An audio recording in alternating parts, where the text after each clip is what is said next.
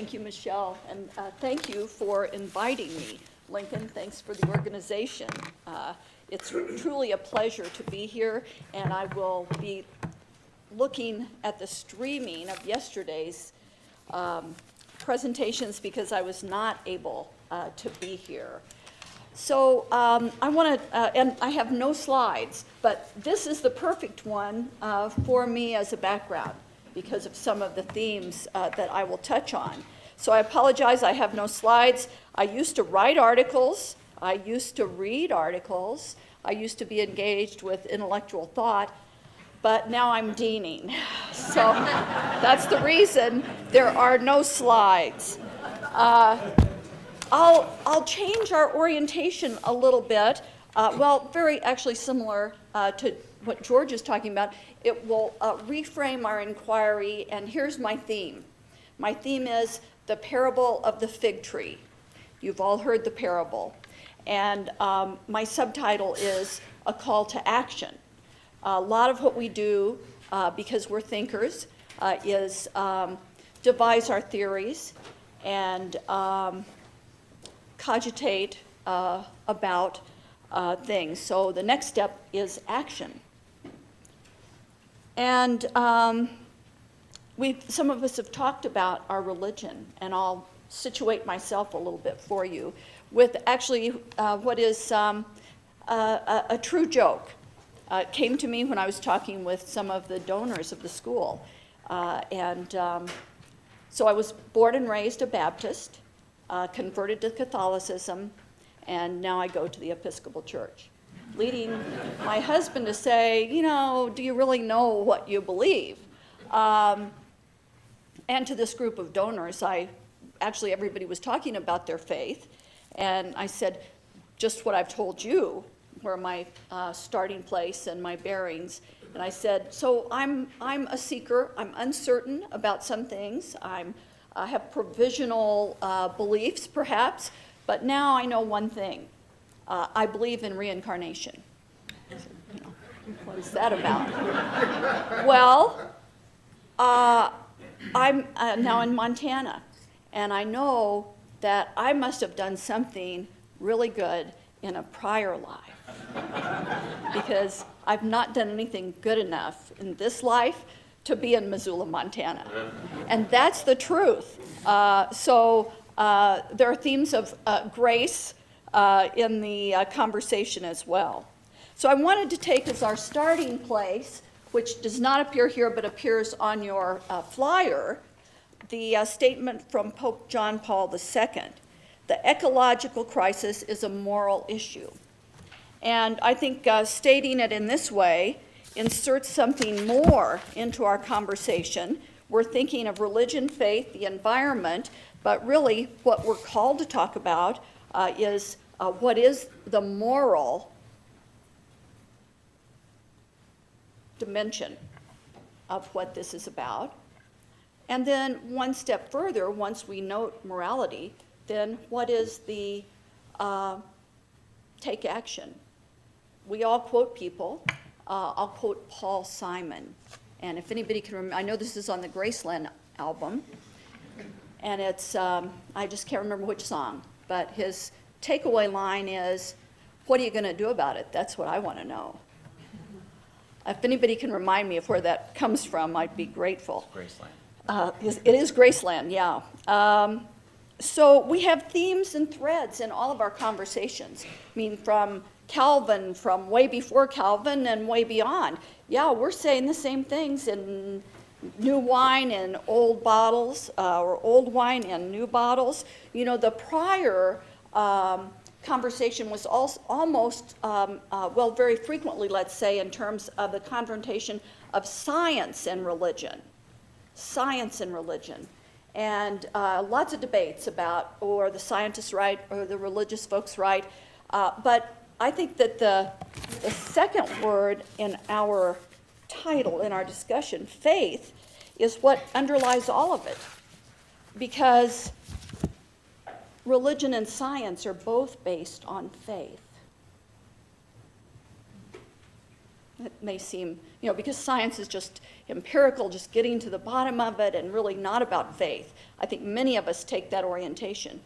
But that's simply mistaken. What is the faith of scientists? The faith of scientists is that there is an order out there that makes it worth their time to study, that gravity will be there tomorrow, that the scientific research can uncover the themes and principles that drive the world, and that they will stay there. Because without faith, we'd say, well, there's no reason to do that experiment. We have no basis for believing that that rule of science will be there tomorrow.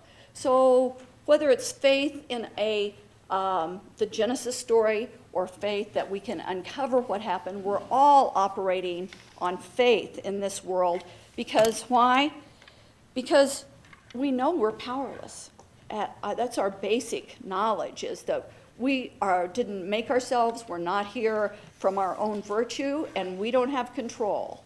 So that doesn't let us off the hook, though. That doesn't necessarily, George, lead to eat, drink, and be merry, fatalism, because tomorrow we die.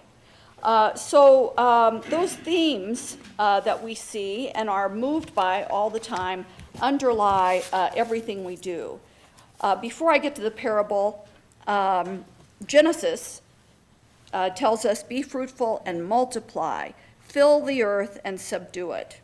That command runs throughout.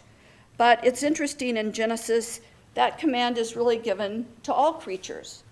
Multiply, be fruitful, multiply. Subdue it is a loaded word. So we have themes in religion of dominance, utilize nature, control nature, use it as you will, and themes of stewardship. And by the end of my time, I hope to show that those are not really too far apart when you come to the question of a call to action, or as Paul Simon says, what are you going to do about it? That's what I'd like to know. So let me read to you something you've heard before, and that's the parable of the barren fig tree. And then, because I miss teaching a lot, I will call on you all for your interpretation. Of course, I've been reading a few in preparation for this conversation, but I think that your insights will echo what I've read or maybe bring something new. So here it is to remind you. A certain man had a fig tree planted in his vineyard, and he came and sought fruit thereon and found none. Then he said unto the dresser of his vineyard, behold, these 3 years I come seeking fruit on this fig tree and find none. Cut it down. Why cumbereth it the ground? And he answering said unto him, Lord, this is the servant, Lord, let it alone this year also, till I shall dig about it and dung it, and if it bear fruit, well, and if not, then after that thou shalt cut it down. So there's the parable. I'd like you to take 2 minutes of this time to talk with someone next door to you or wherever you want to go about what is this about? What does the parable tell us? I'm going to grab something out of my briefcase while you do that. So I'll be very disappointed if there isn't some noise in here to cover my transition. So please.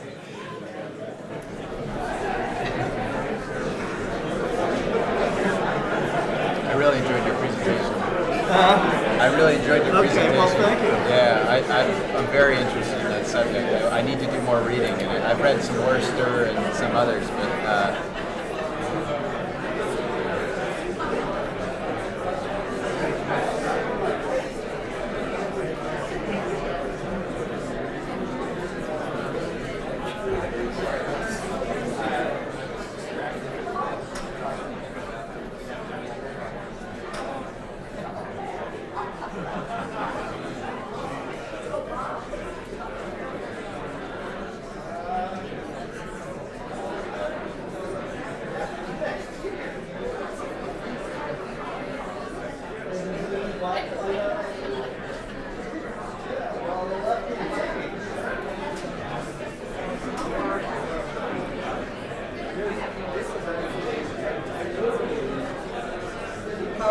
first. Okay. And then this.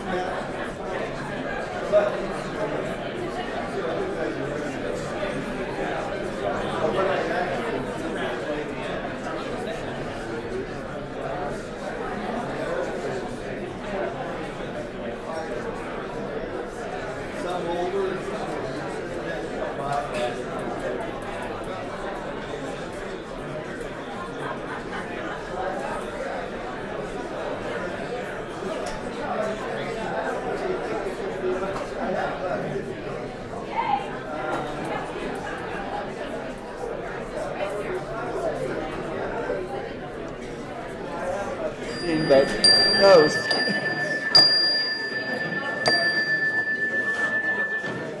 You might think lunch is being served. You'd be mistaken. So it's great to have your interaction, and now it's back to me. I'm in front of the room. So I'd like to call on a volunteer. I've already had a good point up here from Bob about the parable, and a question, well, what happens? No, that's the end of the parable. That's it. That is the whole thing. Now, I'll give you some context of what went before in a minute. But so what do you think? You know, with parables, we often think, who's the fig tree, and who's the master, and who's the serpent, and, you know, what's this about? So could I have a volunteer? Yes, ma'am. Okay, I think the servant was saying, we don't know enough about nature. We don't know about this fig tree. I happen to know lilacs don't bloom for 5 years. They have to be in the ground for a while. And so the servant is saying, wait and see, discover, explore, don't kill it before we know something. Wait and see. Don't be rash. Other things? Yes, sir. I worked on a restoration project on the Jordan River for about 15 years, 120 acres. And when we got started, we had it in our mind that we were going to be able to plant the native shrubs and trees and then water them, and I'd be able to use volunteers to hand water them for a couple of years, and then everything would be established.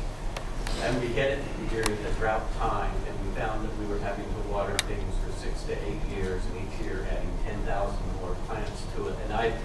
And I just became humbled of the experience that restoring the landscape is going to take a lot more energy and humility than what we appreciate. Could everybody hear the comment there? Good. And there was somebody over here. Yes. So the house next to ours has just been bought by an absentee landlord, and he's had the entire thing gutted, everything ripped out, the woodwork, the doors, everything, because it's easier and faster to make a nice, bright, shiny house on the inside. Whereas we got our house, which is from 1904, and we're doing everything we can to like scrape the paint off the woodwork and restore it. And I like in this parable that you have a servant, a humbly, lowly little person saying, let's keep this, let's try to take care of it. And that person who's willing to do the work has more moral authority than the landlord who can make the decisions and has the power and the authority and the money. Aren't parables great? Yes. I think of in that parable, there is the vine or the landowner talking to the vine dresser. The vine dresser is the nurturer, the one who cares for it. But the landowner is just saying, well, it's of no use to me. It doesn't provide any fruit, so get rid of it. And the nurturer is saying, well, give it more time. So things in our environment, if they seem, if it's a plant or if it's that we think it's just a weed that's in our way, then pull it out and get rid of it because it's of no use to me. But it is of use to the whole. Yes, sir. I was impressed by the way in which the Lord also claimed that the tree burdened the earth. Did you know that? I've done some studies, I think.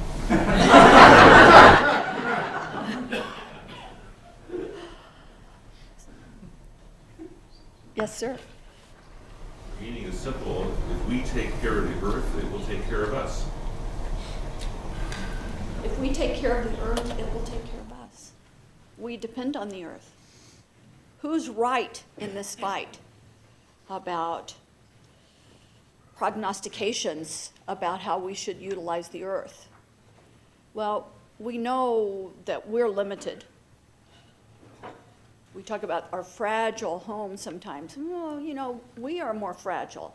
Yes, I want to come to your question, your point next. Yes, sir. I'm sorry, you had your hand up? Oh, okay, over here. It seems that the goal might be different in each one of the answers. And so once the goal is defined, it seems like the answer will come obviously. Once the goal is defined, the answer will come. Something we're doing maybe with these different views. Is it religion? Is it science? Who should direct us? Are we setting goals for what we should do next by which one we embrace? And I had another hand back here. Yes, sir. Interesting way to look at it is maybe the conflict between capitalists and environmentalists. In capitalists, the tree was of no use because it wasn't producing fruit that they could take and make money out of. The environmentalists that had a intrinsic value, it was a tree. Whether it produced fruit or not, it was still valuable to them. And that, it shows kind of the dilemma today that the environmentalists, the capitalists, they love to rip down forests and sell lumber because it makes money. Sometimes the environmentalists would rather save the beauty of nature. This is one way to look at it. So if we're given just this parable, there's no other Bible, there's no other books, nothing.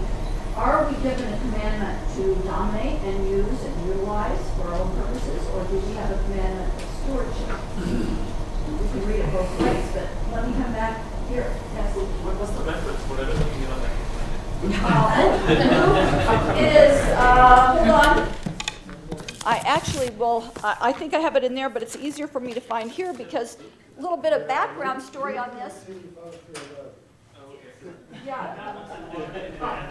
I have Luke 13, 1 through 9. And I'm about to read 1 through 6 here to get us to the last part, which is what I've read. I'm sorry? 6 through 9. Yeah, 6 through 9 is what we've covered so far. I'm going to jump back to 1 through 9 here in just a minute. So is it about dominance of nature or is it about stewardship of nature? Yes, sir. Well, I just want to add, it also could be about diversity of plants that grow. The caretaker is aware of how to take care of both of these kinds of plants and would prefer to prevent a monoculture from developing his master's garden. Yes, sir. I think it's just as much about showing faith in nature, expressing faith in nature that given time and elements that something may evolve, be of that to us. Faith in nature, I don't know if everybody could hear that. Boy, if we don't have faith, then aren't we inevitably in the eat, drink, be merry because, there's no hope. Yes, sir. Also, you're looking at relationships and partnerships. The relationship of the gardener, the relationship of the owner, the relationship of the tree, all these different relationships and partnerships in terms of all that story too. Yeah, that's right. Partnership is important. We could go on, and I'm so glad I asked because I've read some commentators and I've enjoyed your answers more. I'll give you a little bit on some of the commentators. We are the fig tree, and being is not enough. You have to have good works. You have to produce fruit. That's one way. Or we are the fig tree still, and we are not saved by our good works because they are puny and undependable, and we're saved through the grace of God, who doesn't cut us down.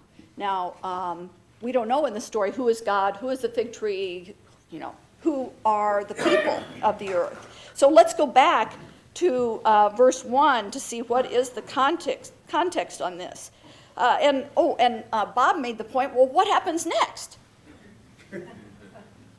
I don't know if he was thinking, but my kids, in telling stories like this, will be, hey, you're holding out on me. What's the end of the story? So whoever wrote the Bible, was that a blunder? That's the end. I'm not hiding anything from you. That is all she wrote right there. So is that a big mistake in the Bible that we didn't get the end of the story?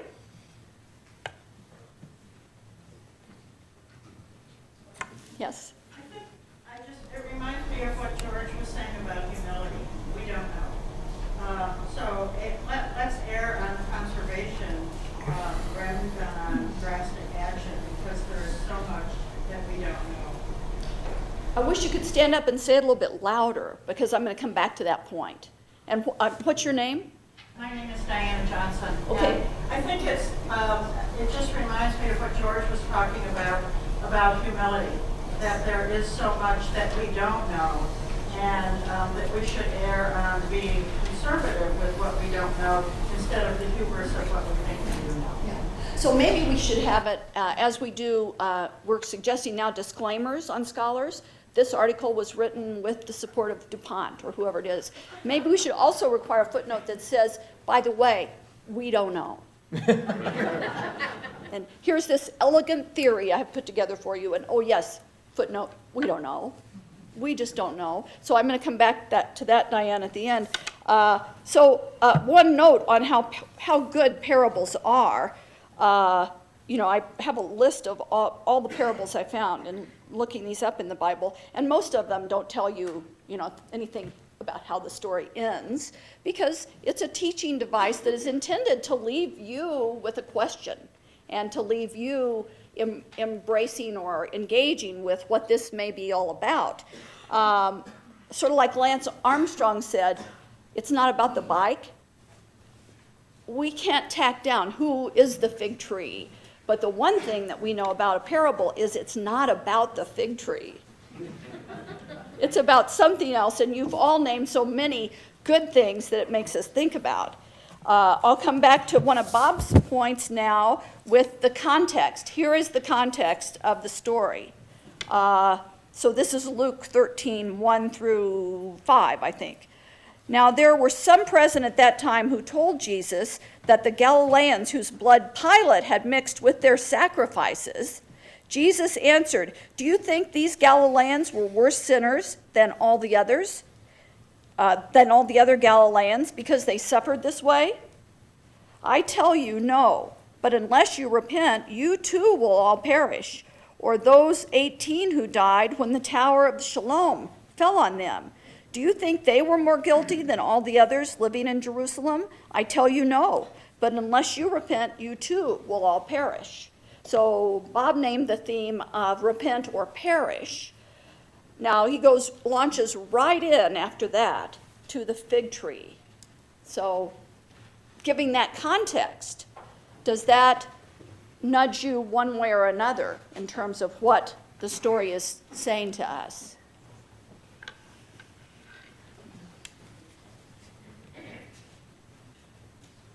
Yes, sir. Well, I think that in one way, the fig tree as a parable stands for something that potentially can be whole.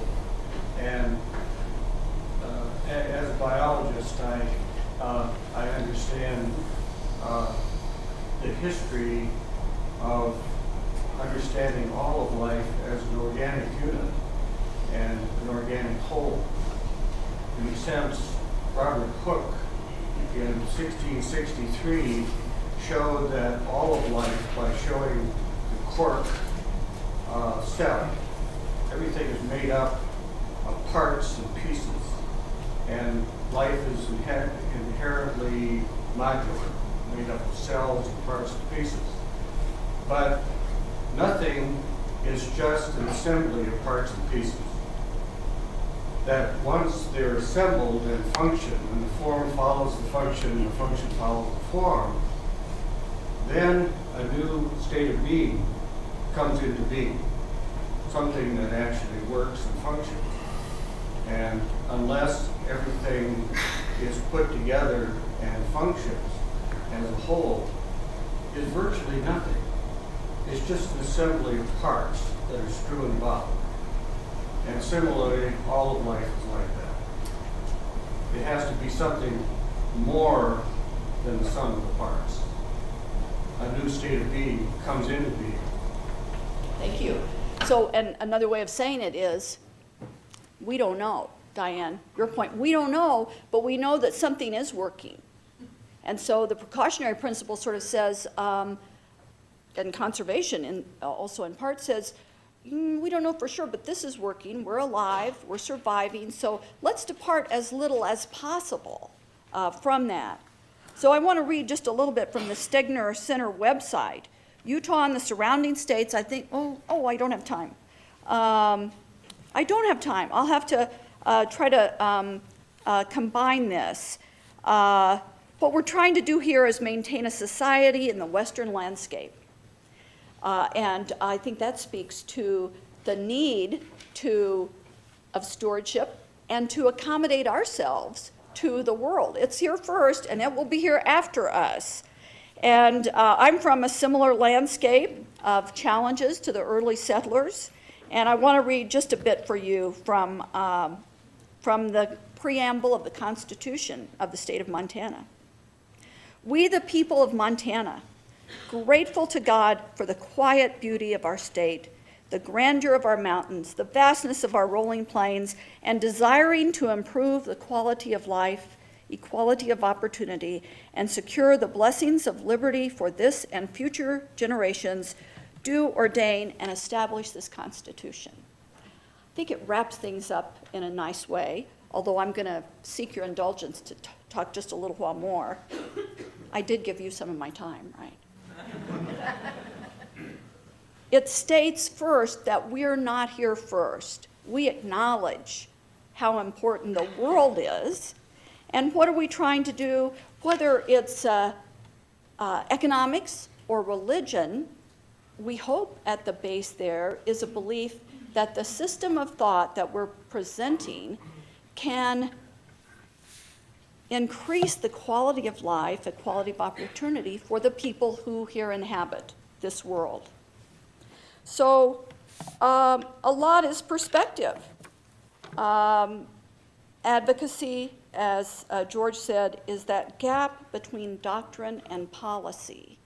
And we're all searching for where do we put our faith in finding a philosophy, a dynamic that help us do what we see is right. I think climate change and some of these areas are well wrapped up in the idea of let's assess the risk. Why? Well, because we know we're here now, and departing as little as possible from the natural world may be the safest in terms of risk assessment. So I want to tell you another parable, another story. This one you'll find on websites if you search for it, sometimes located in India, folk tales, but also in Native American folk tales. I don't want you to see this, I'm going to set it up ahead of time a little bit to say, I don't want you to see this as me saying good luck to the next generation. That's not my point. The wise man of the tribe, I'll take it home to our Native American context, was consulted and challenged by the young members of the tribe. And they wanted to show that his time has passed, that he didn't know everything and he thought he did. So the young men came to him, and with their leader, the boldest of all, the alpha warrior, stood with his hands behind him and said, old man, what do I hold in my hands? The old man, being a wise old man, said, you hold a bird. The young warrior didn't know how he knew that, was a little chagrined, but said, thinking very quickly, okay, is it a living bird or a dead bird that I hold in my hands? And that wise old warrior thought for a minute, the old chief, and thought because, of course, if he says it's a dead bird, then the young man is likely to release the living bird and show up the old man. If he says it's a living bird, it would be possible that he might kill the bird in his hands and present the dead thing. And so thinking about this and the puzzle he's presented with, the chief said, "It's in your hands." So the truth of it is, we didn't make it. We're trying to, what are we trying to do, Diane? Conserve it. We recognize we didn't make it. We can do damage. Climate change is telling us. We're trying to assess the risk. We're trying to use all of our human mental powers to do that. And so it's wise counsel to recognize that we can only do our best, but let's do our best. And you know what? It's in our hands. So thank you all.